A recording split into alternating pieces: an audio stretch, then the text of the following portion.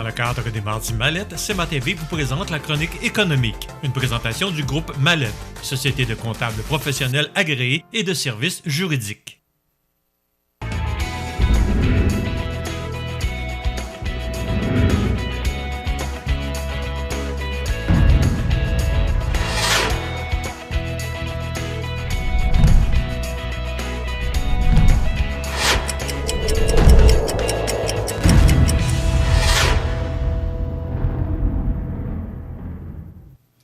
Alors voilà, c'est le temps de vous présenter notre chronique économique dans le cadre des Mardis Mallette. Bien oui, on est mercredi, mais comme le budget était présenté hier soir, on a demandé aux gens de Mallette de pouvoir vous transférer cette chronique aujourd'hui pour qu'on puisse commenter le budget. Régent Lemieux, comptable professionnel agréé et associé chez Mallette, bonjour. Bon matin, Michel. Content de te retrouver. Ben oui, ça fait du bien. On a pris quelques mois de vacances. Effectivement, ça fait du bien également aussi, là, mais c'est le fun de revenir à la télévision, là, oui, parler d'économie. Régent, c'est le budget parce que tu es là pour nous commenter le budget ce matin. La première chose que je te demanderais, comment tu qualifierais ce budget-là présenté par le ministre des Finances hier? La bonne nouvelle, c'est qu'on se rend compte que l'économie va quand même assez bien au Québec. Donc, on arrive avec un déficit, mais pour arriver avec ce déficit-là, on fait des provisions. Même, on vient provisionner le 500 $ qui va être annoncé.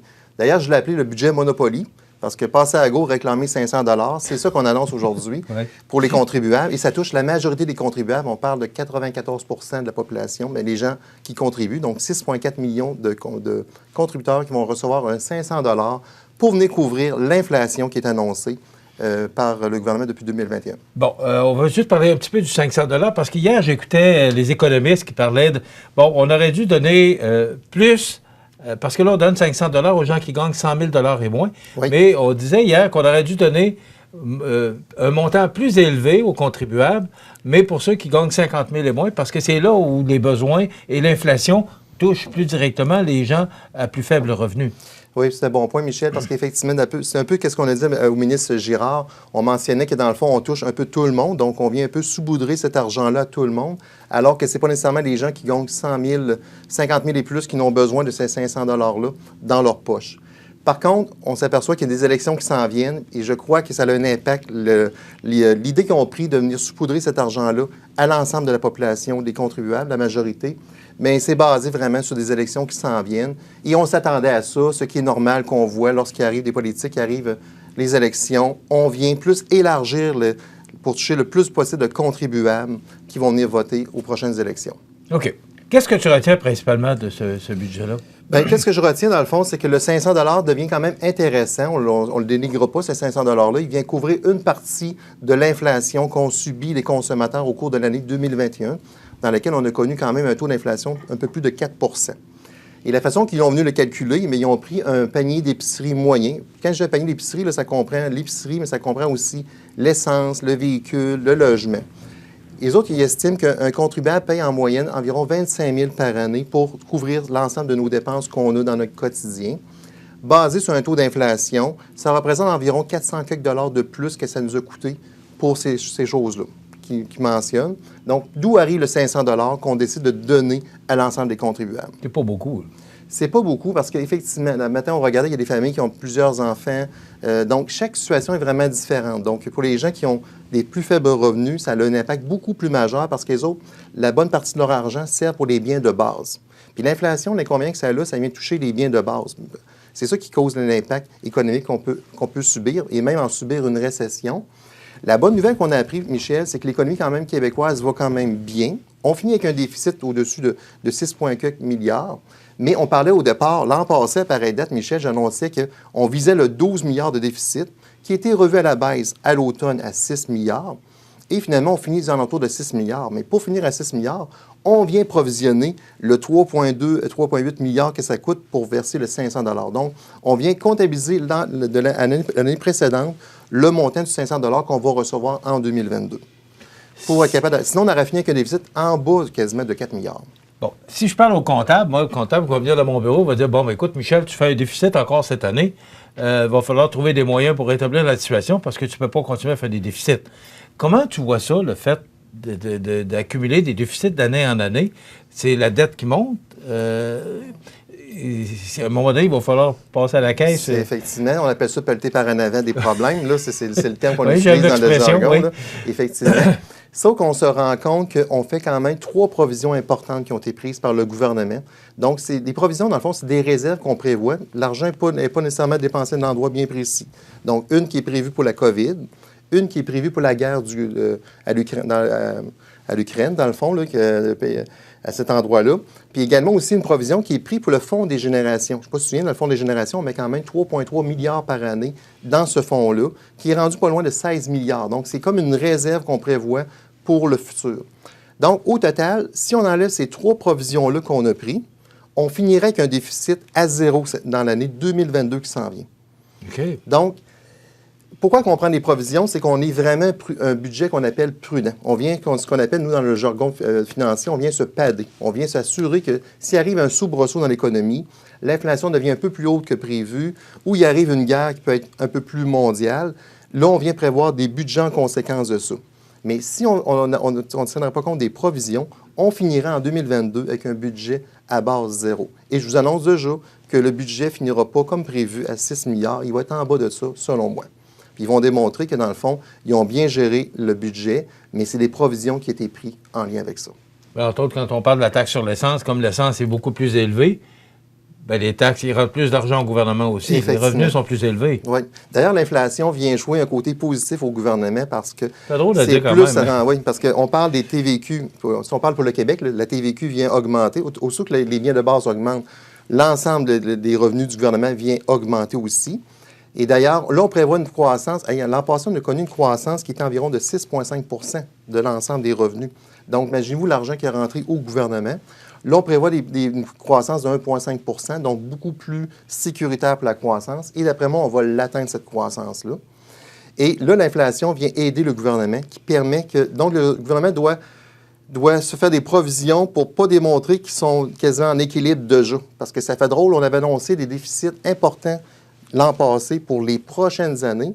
Puis là, on veut quand même maintenir aux contribuables, dire, faites attention, on risque de faire encore des déficits, mais on se base sur une politique de provision pour arriver à cette situation-là.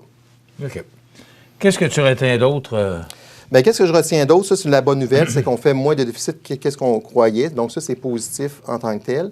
L'autre bonne nouvelle que je retiens, c'est qu'on sent qu'on va retarder peut-être la récession. On parlait d'une récession possible en 2022, mais avec l'économie qui va quand même assez bien, on s'attend que peut-être la récession risque d'arriver plus vers la fin de 2023. Donc ça, c'est un élément que j'ai retenu sur les finances du gouvernement, ce qui est intéressant.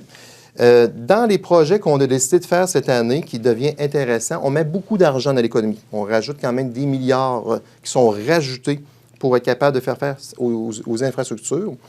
Si on parle de la recherche et l'innovation, on met quand même 4,2 milliards dans ce projet-là au cours des 5 prochaines années. Recherche et innovation, Michel, ça permet, nous, sur notre territoire, nos entreprises manufacturières principalement qui font de la recherche et innovation, ça vient apporter des investissements. Moi, comme comptable, je le vois dans les entreprises actuellement, que les entreprises sont en train de se doter de machinerie, de robotisation, qui permet d'améliorer la situation des entreprises. Pour combler les besoins en main-d'œuvre. Combler les besoins de pénurie de main-d'œuvre, donc faire face à quand même de maintenir l'entreprise compétitive, puis aussi faire face à la pénurie de main-d'œuvre. D'ailleurs, en parlant de pénurie de main-d'œuvre, c'est peut-être l'élément qu'on aurait aimé ça entendre parler davantage dans le budget de la pénurie de main-d'œuvre. On n'a pas nécessairement mis l'accent là-dessus. Donc, on laisse encore aller un peu les travailleurs étrangers, il n'y a pas nécessairement des éléments qui ont été rajoutés par rapport à ça. Et ça c'est un peu un côté négatif qui ressort du budget pour les entreprises. On n'a pas fait grand-chose aussi pour les PME en général sur le territoire. Il faut dire que le taux d'imposition des sociétés au Québec a baissé quand même de la moitié depuis les 5 dernières années. Donc, on parle d'un taux d'imposition qui est à 4 %. Donc, les entreprises ont quand même été vraiment affectées de façon positive par le taux d'imposition qu'ils ont eu. Ça, c'est positif pour les entreprises. Mais le bout que je crains présentement sur le territoire, c'est le marché commercial. Si on parle de la restauration, le domaine touristique, ça demeure quand même que par le taux d'inflation, ça nous coûte plus cher pour aller manger au restaurant. Ça va de soi. C'est normal, les matières premières augmentent, la main-d'œuvre augmente. Donc, quand vous allez manger au restaurant, ça nous coûte plus cher. Par le taux d'inflation, qu'est-ce que ça a comme conséquence? C'est que les gens vont peut-être se priver de temps en temps d'aller au restaurant, alors que les restaurateurs en auraient vraiment besoin encore plus cette année. Avec les fermetures qu'on a connues au cours des 2 dernières années, c'est... C'est ça. Ils ont besoin d'entrée de fonds plus que... Plus qu'élevé. Ouais. Donc ça, c'est un impact qu'il peut avoir sur les éléments de la région. Un autre élément aussi qui est positif, c'est qu'on a décidé pour la taxe sur l'hébergement, donc pour tous les hébergements sur le territoire, on va encore la prolonger, donc on vient la rembourser. Ça, c'est bon pour les entreprises dans le domaine touristique par rapport à ça. Donc, c'est une prolongation qu'ils ont décidé de faire. Sinon, si on regarde au niveau des projets majeurs, il y a le prolongement de l'autoroute 20 qui est prévu jusqu'à Rimouski. Ça, pour nous, c'est quand même positif à Montmagny, sur le territoire. Comment tu vois ça, positif?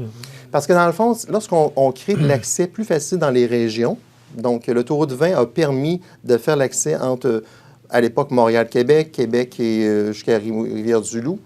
Plus que tu rends l'accès facile, plus c'est facile pour les gens de se déplacer et d'aller passer un week-end, d'aller également aussi aller vivre dans des régions parce que c'est quand même, l'autoroute devient comme facilitant pour être capable de se promener d'une région à l'autre. Est-ce que ça peut être bon commercial aussi?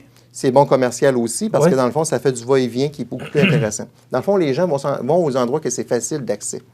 Lorsqu'il est rendu à c'est quand même un gros investissement régional. C'est un investissement régional qui va avoir plus d'impact pour leur territoire à eux, mais indirectement, ça va faire passer du monde sur le territoire sur Montmagny, puis ça jouera à nous d'être capable de désattraper ces gens-là lorsqu'ils passent sur le territoire. Là. Est-ce que ça peut être vu aussi comme un investissement pour faire travailler les gens? Oui, bien oui. Les infrastructures, dans le fond, qu'on prévoit, Michel, mettons, de 142 milliards qui ont été prévus sur 10 ans, l'objectif est faire l'économie bouge. Donc, on veut investir beaucoup. C'est le rôle du gouvernement dans une période plus difficile de faire bouger l'économie. Et ça retarde la récession parce que quand ce n'est pas les entreprises privées qui les engagent, c'est le gouvernement qui crée ces infrastructures pour être capable de faire travailler ces gens-là. Et ça, c'est positif pour les régions. Donc, on espère qu'il va y avoir des infrastructures qui vont arriver aussi à Montmagny en lien avec le gouvernement. Ça serait intéressant parce que ça va faire rouler en même temps aussi l'économie. Là. Si on parle du projet, du complexe sportif. Donc, c'est tous des éléments qui pourraient être intéressants pour faire rouler la région. OK. Est-ce qu'il y a d'autres points importants? Bien, par rapport à l'éducation, mettons, pour les jeunes qui vont à l'école, dans le fond, ils prévoient aussi améliorer les infrastructures. Donc, nous, on a un cégep sur le territoire, même un à la Pocatière aussi. Ça, c'est intéressant. Puis, il faut comprendre que les frais de scolarité, finalement, ils vont augmenter, mais seulement à 2,65 %. Il y avait une manifestation hier à Montréal, justement, contre, parce qu'on voudrait avoir la gratuité des frais scolaires. Pourquoi le gouvernement n'entend pas... Parce que c'est quand même important. On investit beaucoup dans l'éducation, également, excuse-moi, dans la santé. Pourquoi on n'entend pas la gratuité des frais scolaires? Ça, d'ailleurs, il y a plusieurs économistes qui s'entendent qu'on devrait s'en aller vers la gratuité des frais de scolarité parce que, dans le fond, lorsqu'on investit dans l'éducation, ça permet, dans le fond, les gens de s'instruire, de gagner des meilleurs salaires, puis indirectement de remettre plus au gouvernement par les salaires qu'ils gagnent. Ça, c'est un sujet de débat qui est en cours de mise. D'ailleurs, c'est un élément qu'on s'attendrait d'avoir dans le futur, d'annoncer la gratuité de l'éducation. C'est quand même un enjeu majeur pour le Québec, mais ça peut passer par... Il faut penser toujours à long terme. Un budget, ce n'est pas seulement du court terme qu'on doit penser, c'est également aussi du long terme. OK. Donc, en résumé, il nous reste à peu près 2 minutes. C'est un bon budget, ce que je comprends? C'est un bon budget qui permet de... Pas de flafla, pas de flafla. Il n'y a aucune taxe. D'augmentation de taxes, aucune augmentation d'impôts. Absolument. Juste demander, excuse-moi, pas d'augmentation d'impôts, pas de baisse d'impôts, on n'a pas touché aux taxes non plus, on donne 500 $. Est-ce que c'est bon, ça? Bien, on appelle ça une mesure temporaire que les gens considèrent que c'est intéressant actuellement parce que la seule chose qui est moins intéressante, c'est qu'on a recréé de l'inflation. En remettant le 500 $, on a recréé de l'inflation dans l'économie. OK. En Alberta, ils ont enlevé la taxe sur l'essence. Est-ce que ça n'aurait pas été bon pour nous? Ça aurait été bon pour nous. La seule chose que les autres ils se disent par après, c'est qu'il faut leur réaugmenter un jour. Parce que le problème qu'on a, Michel, c'est avec la population qui vieillit, on s'est créé une structure qui est quand même importante. Si on vient baisser les revenus, il va falloir tôt ou tard les réaugmenter à court terme. Donc, ça va être négatif pour eux de réaugmenter encore les impôts alors qu'ils ont baissé. Mais en général, je vous dirais que 500 $, c'est mieux que rien. On s'est attendu, c'est bien entendu des baisses. On vise tout ça. Mais dites-vous qu'on n'a pas le moyen d'avoir des baisses actuellement. Est-ce qu'on a tout... On a fait le tour des principaux éléments, oui, effectivement. Régent, merci. C'est très intéressant. Puis, je pense que c'était approprié aussi parce que moi, c'est toujours de ramener ça à chez nous. Ce que ça peut nous rapporter à chez nous. Ce que je vois et ce que j'entends, c'est que c'est positif pour notre région. Oui, effectivement. Merci beaucoup. Bienvenue, Michel. Jean Lemieux, comptable professionnel agréé et associé du groupe Mallette dans le cadre des Mardi Mallette exceptionnellement aujourd'hui, justement pour parler de ce budget. Ça complète dans quelques instants la nouvelle positive et je vous rappelle qu'on reçoit l'abbé Daniel Ouellette aujourd'hui pour parler de la consultation synodale dans notre diocèse. À tout de suite. Dans le cadre des Mardis Mallette, CMA-TV vous présente la chronique économique, une présentation du groupe Mallette, société de comptables professionnels agréés et de services juridiques.